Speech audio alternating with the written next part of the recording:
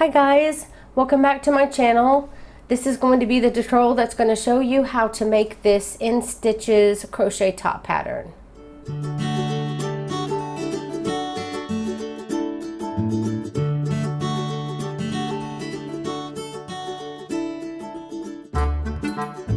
And in this tutorial I'm using this soft kind of, it's soft anti-pilling, which means it won't get fuzzy after a while. I try to use that for all my projects. And I use this in 3 different colors, as you can see, a light gray, dark gray, and white. I have a little bit of the white left. I had 1 skein of each, and it was enough to make the whole sweater, or the whole top. And this is 4-ply yarn, which is 10-ply for Australia.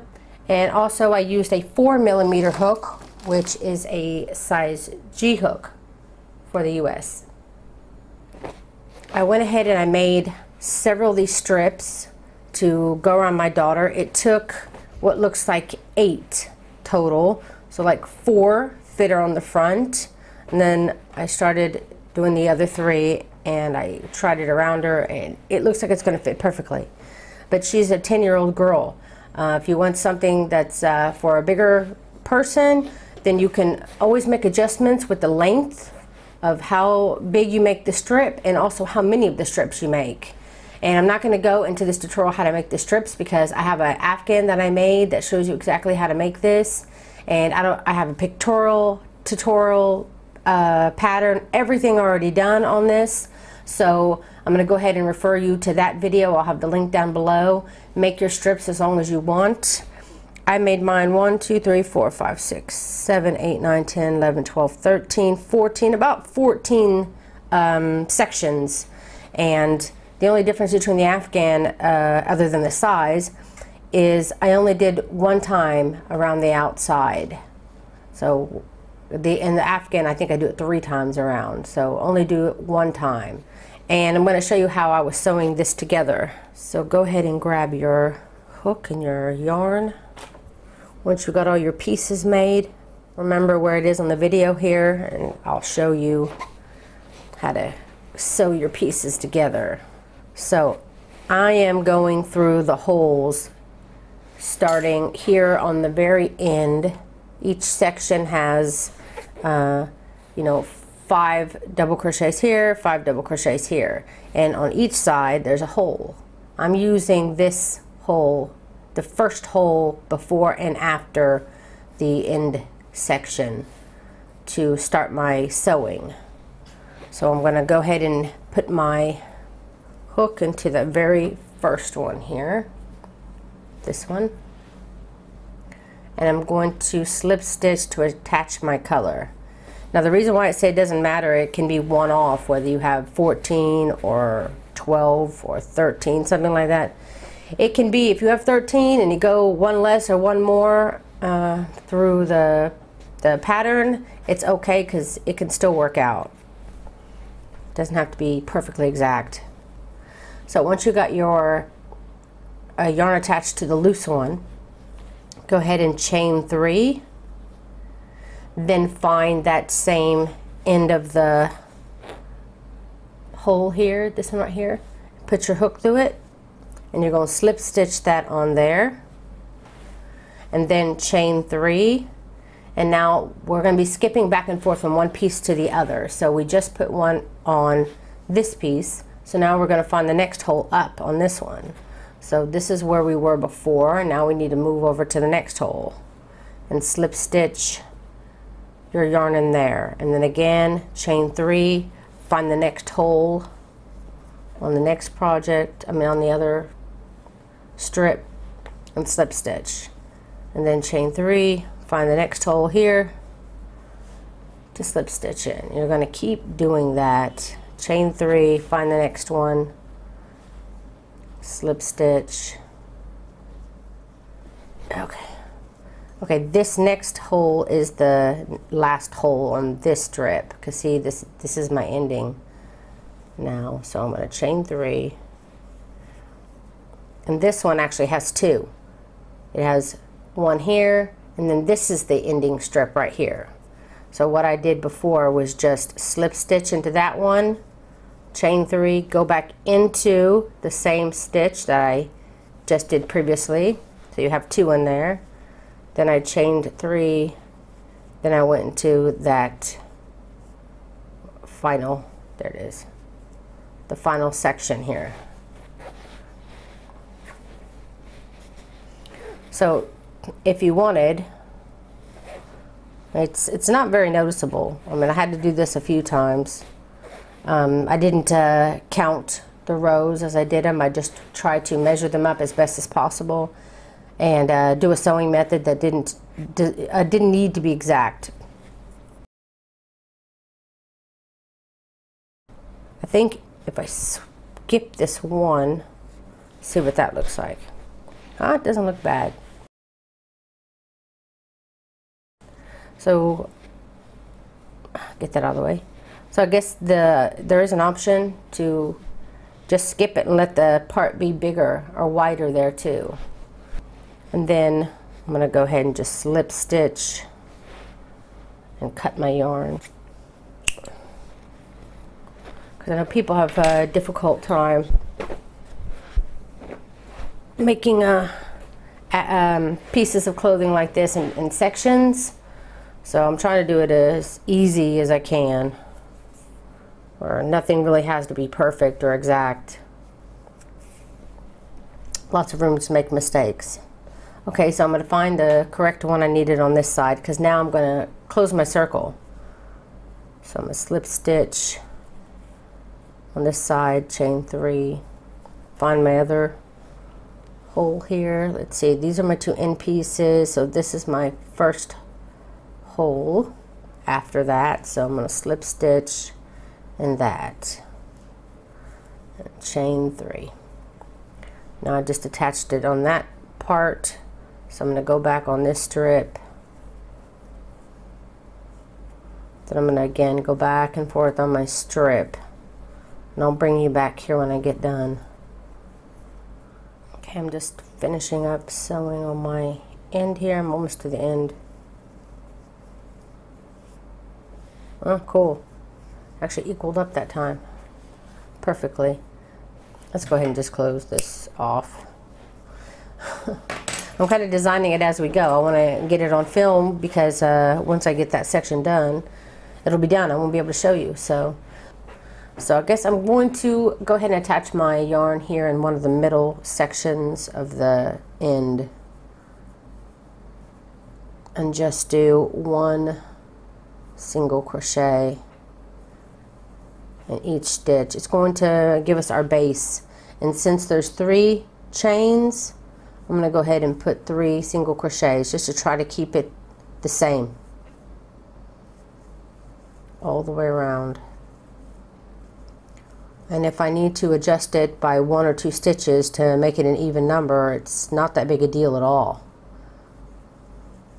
So go ahead and go ahead and do your single crochets all the way around. Remember, in the chain space, if you want to sew using 5 chains instead of 3 chains, that's fine too. If you want more of a lacy in between, just remember, if you use 5 chains, then do 5 stitches over it. I used 3 chains, so I did 3 single crochets over it. Just stay consistent. You can change this this pattern up any way you like. So I'm going to go ahead and do my single crochets all the way around, and then I'll see you when you get back here.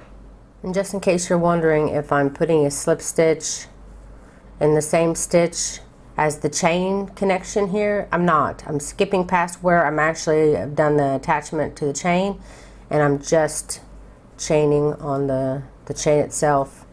And then when I get to that next connection point, I just skip it and go to the next stitch.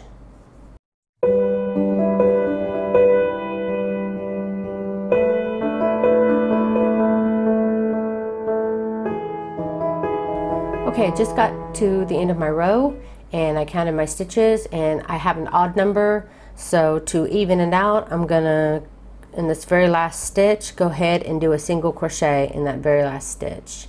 And then to end my row, I'm gonna slip stitch in the very beginning stitch and go ahead and chain 1. Now we're going to be doing something called a Glover stitch, and you don't have to use a Glover stitch if you want to use another pattern for the top of the top of the top. You can change if you want to any stitch that you like, but I want the Glover stitch because it is thick enough that it may not be shown so easily. You can't see the top so much. It'll be kind of a lacy yet warm top. Anyway, the Glover stitch is done in rows. So you're going to have the front of your work facing you, and then when you get all the way down to the end of your row, you're going to need to chain one and turn your work to where the back will be facing you, and then continue to do the Glover stitch this way. That's what I mean by it's done in rows and it's not done in the round. So let me go ahead and show you how to do the Glover stitch. It's done using 2 stitches. This is why we did multiples of 2. And I'm going to go ahead and start with the stitch that we slip stitched into because it counts as our multiple, so we got to make sure we use it. And the very first stitch, you're going to go into that front loop only, pull up a loop, then yarn over, go into the next stitch. You don't have to do front loop only, just go right into the stitch, pull up a loop, yarn over, pull through all 4 loops and chain 1. And again, go in the front loop only, pull up a loop, yarn over, then go under both loops of the next stitch, pull up a loop, then pull through all 4 loops and chain 1. Don't forget to chain 1, it's very important. So again, you'll go through the front loop only of the first stitch, yarn over, go under both loops of the second stitch, pull through all 4 loops and chain 1. And you want to go ahead and do this for your entire row, and I'll show you how to end the row and turn and start the next row. Okay, so I'm about to do my very last Glover stitch, pull through all 4 loops, and then I'm not going to slip stitch, I'm not going to chain 1 after to end my stitch here on the Glover stitch. I'm going to go ahead and go right in to this big stitch that's on the side. This is the Glover stitch, the very first Glover stitch of your row, and this opening on the side here, very first place you can put your hook, I'm going to slip stitch it there, and that will end my row, and it'll also add the stitch I needed, the second stitch that I needed for my Glover stitch. Then chain 1, and you want to flip your work. Now we're going to go right into this very first stitch we have here, and we're going to go through the front loop only, pull up a loop, yarn over, and then go under both loops just like we did before. Pull through all 4 loops, chain 1. Again, going through that front loop only, yarn over, and then both loops of the second stitch, then chain 1. And this is how you do the Glover stitch in the Glover stitch. There's a tighter area here and a bigger area here. The tighter area, you just want to grab up that first stitch, yarn over, and then in the bigger stitch here, go under both loops, and then pull through all 4 loops and chain 1. You want to continue that all the way down, and I'll again show you how to end your row. Okay, I've reached the very end of my row, and I have the next small stitch, and then my next big stitch is here. It's the same place that we slip stitched last time. So I'm going to go ahead and it's also, there's already a stitch coming out of there. So go and finish your Glover stitch using that stitch. Then remember, don't slip stitch after your last, don't chain 1 after your last Glover stitch. You want to go ahead and slip stitch in this very first stitch of the row. You can better see it if you turn your work a little bit this way. I'm going to go under both those loops and then slip stitch in my row. Then chain 1 and turn. And again, you're going to go into that very first, whoops, again you're going to go into that very first stitch where we slip stitched into. We're going to go right in to that first stitch, pull up a loop, yarn over, and then go under both loops of the next stitch, pull up a loop, pull through all 4 loops, chain 1, and then you want to continue this all the way around, and you'll probably have an ending like the one I just showed you, so you're going to want to repeat this row 2, the ending of row 2, for every row from now on. That way you can stay consistent. Okay, I've been working hard on getting the top done, and I got this. I got the first row of single crochets, and then I've got 1, 2, 3, 4, 5, 6, 7, 8, 9, 10, 11, 12 rows of the Glover stitch. And then I measured it on my daughter. It seemed like it was good, so I'm just going to go 12 rows of that. I went ahead and hid some of my tails there at the bottom, but I still have a lot on the inside at the top I got to get rid of. I was just marking out where I wanted to put the straps. So measuring it on her, I measured this one, and I wanted to do the other one on camera for you. So what we did, and remember the Glover stitch takes 2 stitches. So when you're doing this, remember that. I have the straps width at 4 Glover stitches wide. So these 2 stitches are 1, these 2 stitches are 2, these 2 stitches are 3, and then these 2 stitches are 4. So it's going to be a total of 4 Glover stitches wide. And then when I come to the side here, it's going to be 6 Glover stitches. So count 1, 2, 3, 4, 5, 6. And then the very next one, you're going to mark in the first of the 2 Glover stitch. Remember, there's the smaller and then the bigger part of the Glover stitch. You want to mark in the smaller, because that's the first part of the stitch. And then you want to go 1, 2, 3, 4 over, and then you want to place your marker on the bigger stitch. So this is a smaller stitch. So this is the Glover stitch. So you want to do it on the second part. So this one on the first part of the stitch, this one on the last part of the stitch. And then it'll be done on that side. Try to even up as best you can on this side. Make sure that this is on the center. You have 3 Glover stitches here and 3 Glover stitches here. And then move over. You want to do your side stitch the same way. So I have 1 Glover stitch on this side, 1 Glover stitch on that side. My checking here to make sure that's still together, still even, that they match up my 2 stitches front and back, and that I have 1 Glover stitch on this side, 1 Glover stitch on this side of my corner. Don't have a Glover stitch here in the corner. Need one on facing each other. So I have 1 Glover stitch, 1 Glover stitch here. That's 2, 4, 6. So that's my my corner there. Now the very first stitch over here, I'm going to mark with a piece of string. And again, I'll count 2, 4, 6. So this is it's equal on this side, so I'll mark it.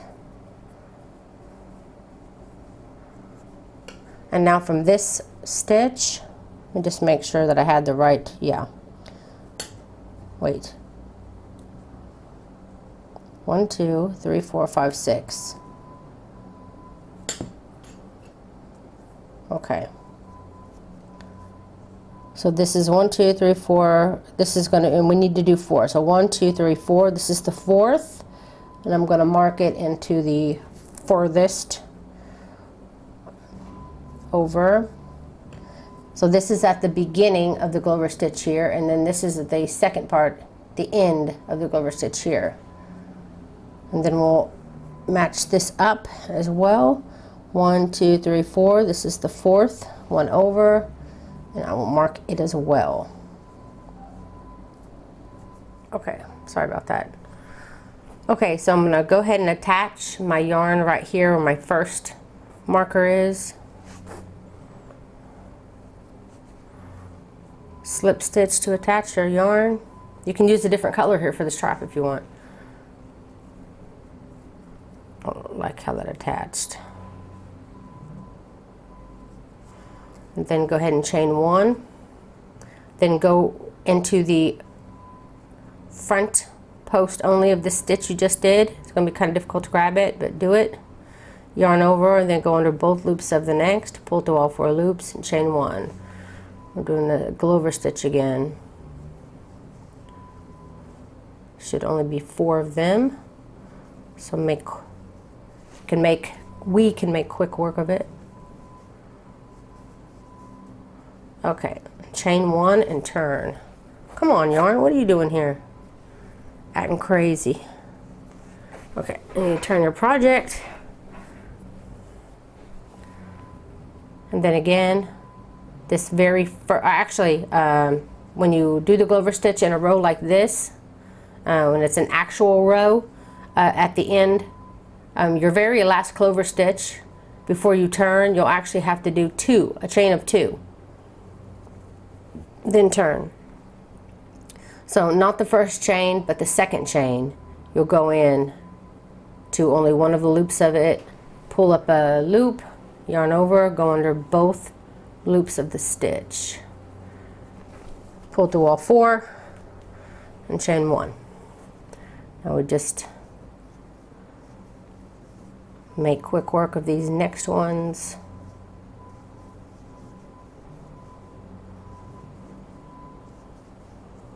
Okay, I'm coming to the end here. So it's very strange. Looks that way. Okay, once you get to the end, remember you have to chain 2 before turning. Squeaky chair.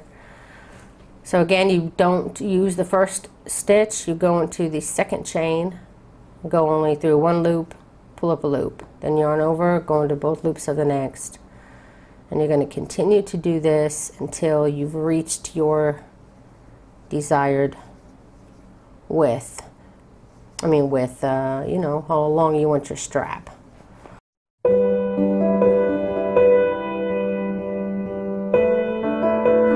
Okay, so I went ahead and attached my yarn here at my marker and did my strap just like this one as well.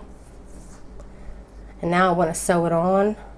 So make sure that the wrong side or the back side of the work is facing you and not the front side, so that the sewing won't show after you're done.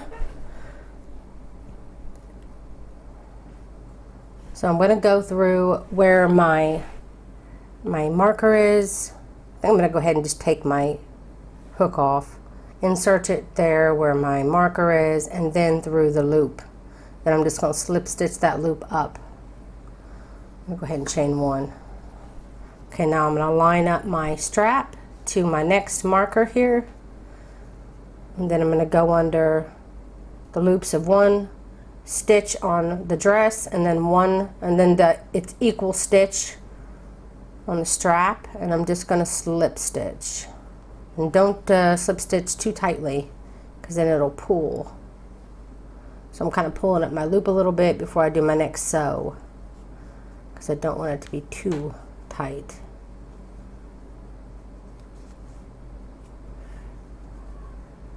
And I already went through and I hit all my tails and everything. Boy, that was painstaking. Okay, so once I get to the last little bit here, I'm going to go ahead, chain 1. And I tried this on my daughter, and she didn't want me to add sleeves. She wants me to leave it with just the straps.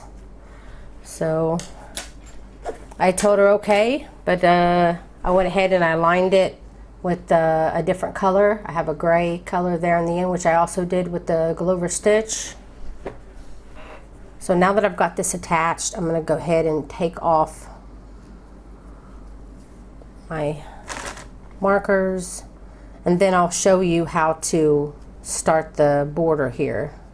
And I'm going to go ahead and hide my tails. And how I hide my tails is I usually try to go in 2 directions.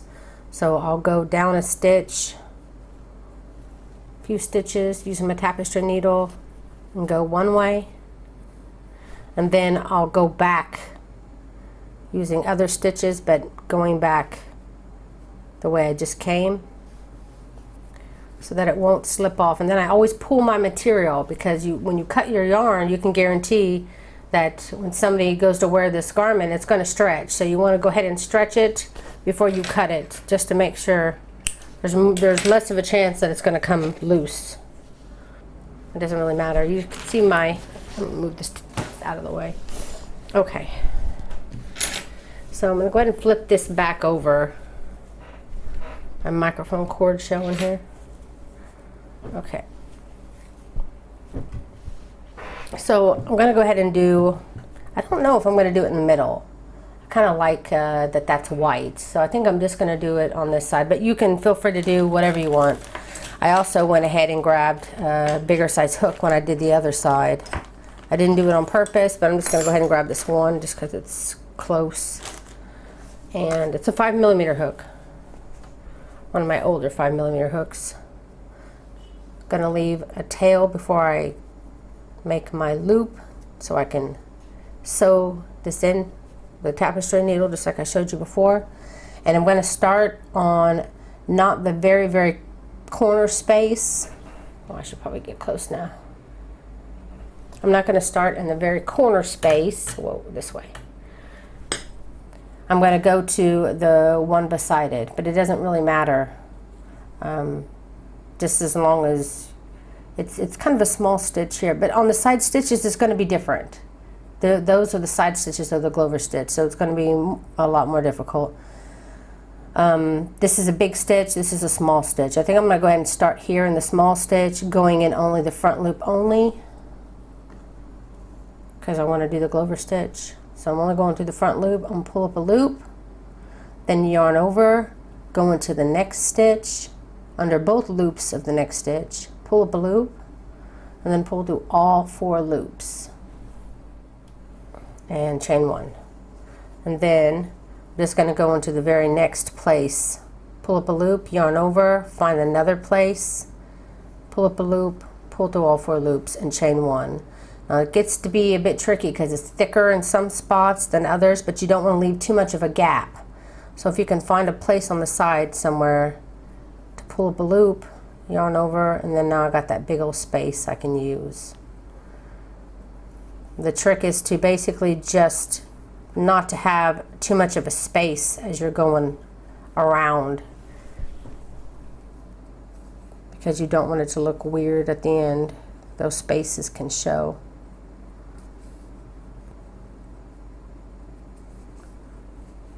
So just continue to do the Glover stitch all the way around.